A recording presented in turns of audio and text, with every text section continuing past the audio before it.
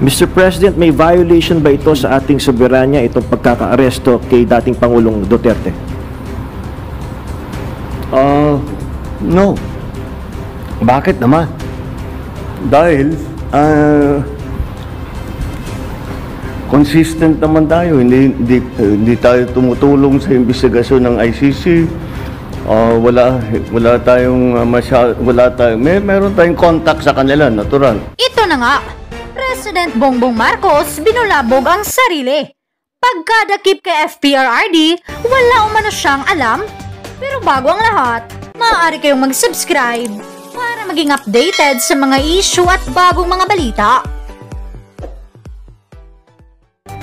Parang ang tanga itong si BBM matapos magkanda utal-utal sa nangyaring press briefing sa pag-aresto sa dating Pangulo at nabulabog ang sarili.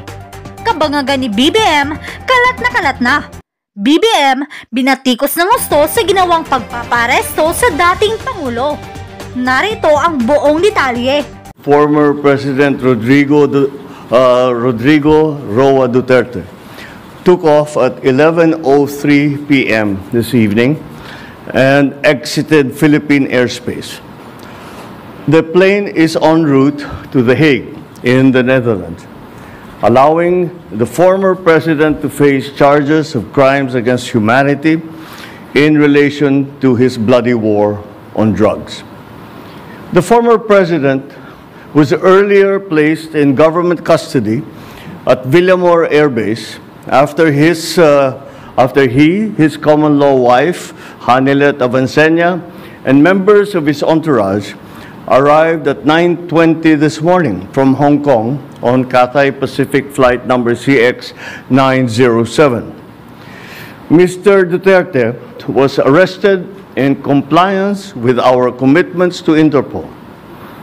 Hours before his arrival, Interpol Manila received an official copy of the ICC warrant. This prompted the Prosecutor General of the Department of Justice to serve the warrant. Interpol asked for help, and we obliged because we have commitments to the Interpol which we have to fulfill. If we don't do that, they will no longer help us with other cases involving Filipino fugitives abroad. This is what the international community expects of us as the leader of a democratic country that is part of the community of nations. So I'm sure that the details that surround what has happened today are familiar to you. I just wanted to make very, very clear and give you the facts from the departure of former President Duterte from the Philippines. Thank you. Thank you very much, Mr. President. Kanina po ay nagpaabot ng tanong ang mga miyembro ng Malacanang Press Corps at atin po itong sasagutin. Question number 1. Mr. President, meron po bang pisikal na kopya ng warrant of arrest laban kay dating Pangulong Rodrigo Duterte mula sa ICC? Oh, meron. This came in. Actually, it came in. I received it from Secretary Remulla. I received it at 3 a.m. last night, and I looked at it, and we went back and forth.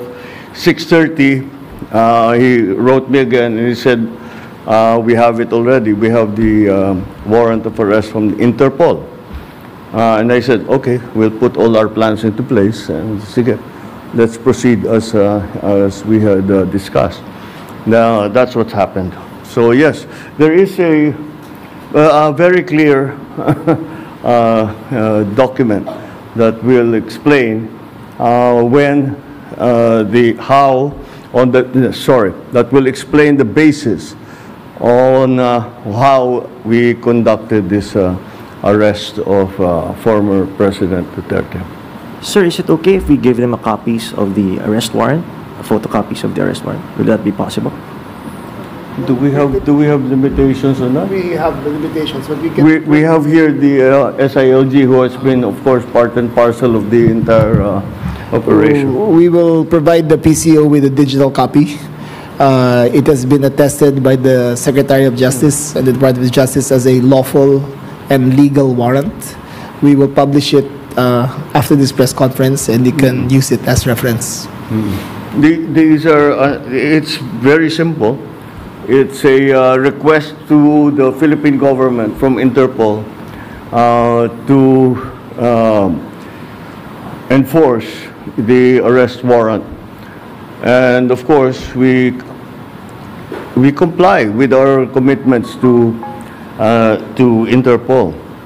We did not do this because it was derived from or it came from ICC. We did this because Interpol asked us to do it. And we have commitments to them, and we lived up to those commitments. Sir, thank you, sir. Second question, sir. Mr. President, sinasabi ng kampo ni PRRD na unlawful arrest daw itong ginawang pag-aresto sa kanya.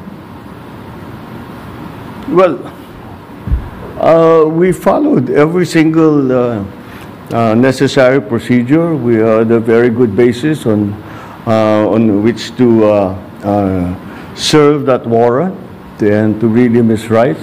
We followed all the legal procedures that are necessary. So I'm confident that if in further examination, you will find that it is proper and correct. Sir, third question from the MPC. Mr. President, may violation ba ito sa ating soberanya itong pagkaka-aresto kay dating Pangulong Duterte? No. Bakit naman? Dahil consistent naman tayo. Hindi tayo tumutulong sa investigasyon ng ICC. Wala tayong meron tayong contact sa kanila, natural. Pero no, not on an official level. We didn't help them in any way. The arrest that we did today was in compliance with our commitments to Interpol. It just so happened that came from ICC. But it's not because it came from ICC. It's because it came from Interpol. Pang-apat po na tanong, Mr. President, sinasabi po nila na ito ay political persecution lamang at may kaugnayan din daw sa 2028 elections. Okay, well, I'm sure sasabihin nila yan. But this case started in 2017 when we were still members of the ICC. And it was during the time of former President Duterte. So I don't see how that can be political persecution on my part, because it was initiated before I even came into the picture. So that would seem. But once again, we have to recognize that, you know, of course, it's natural for people to lalagyan ng politika, kulay ng politika. Pero sinundan lang natin yung ICC, yung Interpol. Hindi natin kinakausap yung ICC. Marami silang hinihingi sa atin ng mga dokumento, wala kaming binigay. Yun lamang, hindi natin mahindian ang Interpol. Pag sinabi sa atin, tulungan nyo kami, kailangan namin kunin itong taong ito. Dahil, kung maalala ninyo, lahat ng mga tumakas dito sa Pilipinas, kagaya ni Alice Go, kagaya ni Arnie Tevez, kung sino-sino pa, pati naman yung mga human trafficking sa Myanmar, pati sa mga madadamay, sinong tumulong sa atin para makita natin yung mga ating kababayan na inaapi at ginagamit sa masamang paraan? Ang Interpol. Kaya naman, dapat naman tayo, pagka sinabi sa atin, tulungan nyo kami sa ganito, tumulong kayo. Kaya naman, ganun ang ginawa natin. Maraming salamat, Mr. President, sa paglilinaw ninyo. You want to ask another question? President, take one question, sir. All right, sure. Sir, there are calls for people power. There are, in fact, as we speak, protest actions ongoing. Would you like to address the supporters of the former president? The supporters of the former president? Well, you know, again, the government is just doing its job. Wala namang, it's not because it's one person or another that we do the things that we do. Maybe sa nung mga nakaraan na mga administrasyon, baka ganun ang ginagawa. Pero para sa akin, hindi naman ganun. Sumusunod tayo sa batas. We are a member of the community of nations. We must live up to our responsibilities, to the commitments that we have made to the community of nations. And that is what's happened here. Politics doesn't enter into it. Bakit? Why that? You know, he's never going to be a candidate for anything. Why go after him? Hindi ba? At saka 2017 pa ito, wala pa ako. Civilian pa ako noon. So this is the evolution of his case, and this is where we end up. Yeah. All right. Thank you very much, Mr. President. Thank you. Thank you. Good evening. Thank you. Music, baka pwede na lang po kayo makahingi ng update regarding dun sa sectoral meeting kanina with PBBM. Kanina po ay nakipag-meeting po tayo para po doon sa mga housing projects at doon sa napakaganda pong mga proyekto po ng Department of Agriculture. So marami pong pabahay na pinaplano po at yung pong mga food hubs sa mga cold storage ay nakalinya na rin po yan. So yan po ay kumbaga kailangan po na maayos pati budget po sa lahat para po magampanan ng bawat ahensya yung kanilang mga proyekto para sa taong bayan. Sunod na tanong po mula kay Marisol Halili, TV5. Magandang hapon po. Yusek, kahapon nag-Facebook Live si Attorney Harry Roque and well, he mentioned a few points. Number one, he has once again reiterated his call for another people power revolution. Sabi niya there's nothing wrong with that because he was just asking for a peaceful gathering. Your thoughts on that? Peaceful gathering? For what? For what? Anong purpose? When they can discuss this over YouTube channel nila, over social media accounts nila, and for what is that gathering? If they really for peace, why are they asking for the resignation of PBBM? And another point, meron po siyang nasabi na during the time of former President Duterte, nagalit daw si First Lady Liza Araneta Marcos kasi hindi ibinigay kay PBBM yung position as Agriculture Secretary. Is there a truth to that? Fake news? Fake news. Prove it. So ibig sabihin, hindi nagkaroon ng discussion between former President Duterte and PBBM about a particular position during his time. Patunayan niya po muna bago tayo magkomento. Thank you, ma'am. Sunod na tanong mula kay Rich Bon Quevedo, Daily Tribune. Good afternoon po, Yusek. Yes po. Following the photo of the First Lady which went viral over the weekend for allegedly being edited, on Sunday evening, she posted a new family photo like she usually does. And now netizens are pointing out naman po that it's President Marcos who is allegedly now edited in the photo. What is Malacanang's take on this since the photo po was posted on the First Lady's Facebook page? Nakakatawa po. Una, sino po ba nagsabing edited? Di po ba kung sila yung nagsasabing edited, i-prove nila na edited? Nandun po ba sila sa okasyon? Kasama po ba sila doon? Noong mga araw na yun ay nandun pa sila sa nasabing venue? Kung sino ang nagsasabi na lahat ay edited, sila po magpakita ng ebidensya. Follow up lang po, Yusek.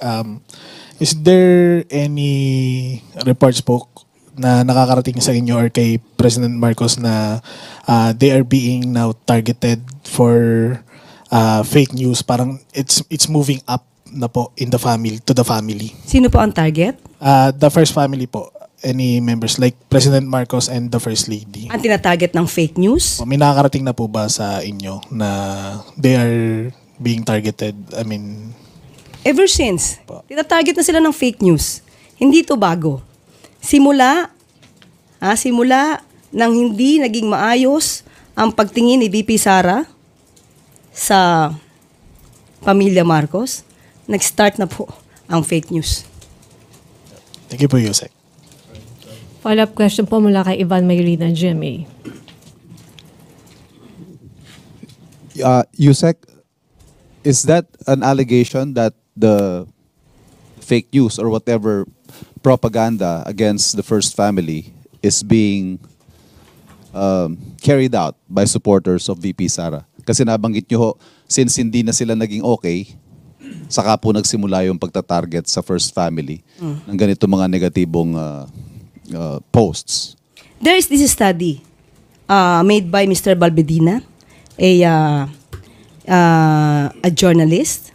He made this study that there is this country with the network that really propagate negative news or info or misinformation specifically against the president and favoring the vice president. That's it. And what do we make of that statement of yours, Yusek? Are we directly accusing the vice president or the Duterte family as being behind? I am not accusing anybody, but a lot of people are propagating misinformation against the president and the country. Yusek, nakakausap niyo ho ba ang Pangulo tungkol sa, or does he even read social media posts tungkol po sa current state of affairs right now as we speak, sa ngayon pong current political situation natin? May mga pagkakataon na... What are his thoughts on it? Niya. Fake news ang iba. Ganon. Fake news. Kaya po tayo nandito para labanan yung mga fake news. Yan din po yung naging una nating naging trabaho. Kalabanin ang fake news. But does he view this with concern, with sadness perhaps? Ano ho ang pakiramdam ng Pangulo sa estado ng social media sa ngayon? In a way, he is slightly affected. So that's why they asked the PCO to do its job to counter fake news. Not only for himself, but for the country.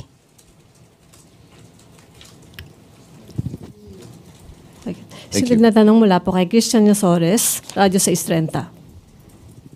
Mamatanong lang po namin kayo sa pahayag ng palasyo doon sa na-report kahapon na di umano ay bomb threat sa tanggapan po ng Office of the Vice President. Meron po bang rason o dahilan ang publiko para mabahala po sa mga ganitong klaseng report? Kasi marami po nag-uugnay nito sa pag-aresto pa rin kay dating Pangulong Duterte. Ito po tayo ulit. Sana naman po ito nakuha na pagbibintang bomb threat sa office ng OVP, ng Vice President. Ano pong sinagawa nila? Kuya naman po ay nanggaling sa kanila. Ano po ang nangyari? Ipakita po nila yung detalye. Yun lamang po. Kasi maraming pwedeng gumawa ng kwento, maraming magsabi may bomb threats, pero wala naman. One follow-up lang, ma'am. Dahil din po papalapit na yung birthday ng dating Pangulo sa Biyernes, meron po bang directive ang Pangulo o ang Palasyo sa mas maigting po na seguridad, anticipating po na baka may mga activities na ikakasa sa Biyernes ang mga supporters po ng Duterte family? Sa ngayon, wala pa po ako personally na nauulinigan dahil nga nagkaroon kami ng sectoral meeting. Hindi po yan napag-usapan. Wala pa po tayong nadidinig na anumang kautosan patungkol dito. Sunod na tanong mula kay Jean Mangaluz, Good afternoon. While we're in the topic of the Duterte family, the Senate President Francis Escudero recently noted that they have a pattern of appealing directly to the AFP. How does the palace react to this? Tama naman po. The military, the public servant should be apolitical. They should not be dragged over these personal issues, especially of the Dutertes. Tama po, si SP Cheese Escudero. Hindi po natin dapat kalampagin, laging tawagin ang militar, ang mga kapulisan, para lamang pagbigyan ang kahilingan ng isang partikular na tao o isang partikular na pamilya. Ang militar po, ang kasandaluhan, ang kapulisan po natin ay para sa bayan, hindi para po sa pamilya Duterte lamang. Other matters lang po, the PUV modernization program has been ongoing since the term of the former president. How do we plan to speed this up? Are we planning to review the performance of our officials in the LTFRB? Yes. Sa aking pagkakaalam po, sinabi po niya Secretary Jay, na gugusto niya po talaga na malaman ang lahat ng ito. Kung may mga katotohanan po ba yung mga nag-consolidate na po, ang mga numero po ito ay dapat din po malaman ni Secretary Jay para po kung ano man ang maging problema o issues, hindi lamang po para sa commuters, para po sa mga jeepney operators at drivers ay matugunan po agad-agad. But will the palace review the performance of LTFRB officials who were responsible for getting these numbers? I have not received any info about that. I have not received any directive on that matter. But I will try to ask Sec J. Secretary Vince Ruiz. Tama ba? Vince Dizon. Nagkabaliktad. Lagi ko kasama si Sec J. Si Sec Vince Dizon. Sorry po, Sec Vince. Sunod na tanong mula po kay Eden Santos, Net25. Yusek, dahil po dun sa yung sa pahayag ni VP Sara na nangangamba sila na baka maging matulad ang dating Pangulo kay dating Senator Ninoy Aquino kung sakaling umuwi po dito.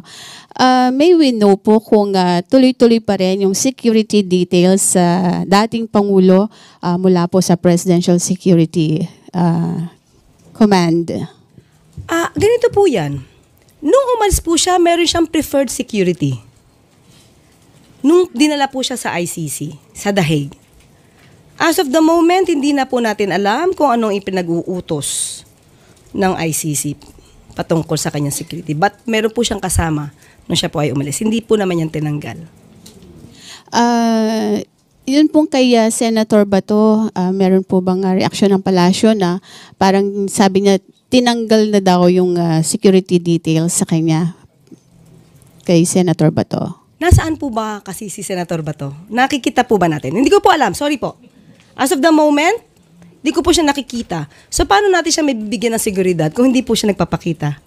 Sabi po niya pagdating niya sa kanyang, kung saan man siya nagpunta, pagbalik niya, wala na daw po sa kanilang, sa place, yung mga security detail. Pinag-report na daw po sa kanilang mga unit. Baka kasi po nawala po siya. So, hindi naman pwedeng tumambay lamang po yung security nang wala po siya. Siguro po, pagka siya yung nagpakita po, hindi naman po yan magiging problema. Thank you. Huling tanong po mula kay Christian Yosores, Radyo 630. Ma'am, meron na po bang mensahe, birthday message po ang Pangulo kay former President Duterte on Friday? Ako po may mensahe. Kantahan natin ang happy birthday. Yun lang po. Siyempre birthday po yun. Kailangan po maging maligaya ang taong nag-birthday at wini-wish po natin siya ng happy birthday. Salamat po. Yun po. Ang presidente po, wala pa po ba? Ipapaalala ko po sa kanya na birthday po ni dating Pangulong Duterte sa March 28. Baka po hindi niya po natatandaan. Salamat po. Okay. Doon po sa batas na RA 5059, lumalabas po kasi na 40,000 ang pension kada taon. Yes, that's 1967. So, ni-raise lamang po siya sa, kung di ako nagkakamali, is 96,000. Yun lang po ang nakita ko at i-double check natin kasi ang napalitan lamang po yung amount. Kung yung monthly or yearly, akin pong i-double check. Kasi panahon din po yun ni dating Pangulong Cory. Siguro yung halagang 96,000 ay malaki pa po. Bata pa po kasi tayo nun. Wala pa po tayong mga muwang. Okay? At dito po nagtatapos ang ating briefing. Maraming salamat Malacanang Press Corps at magandang araw para sa Bagong Pilipinas.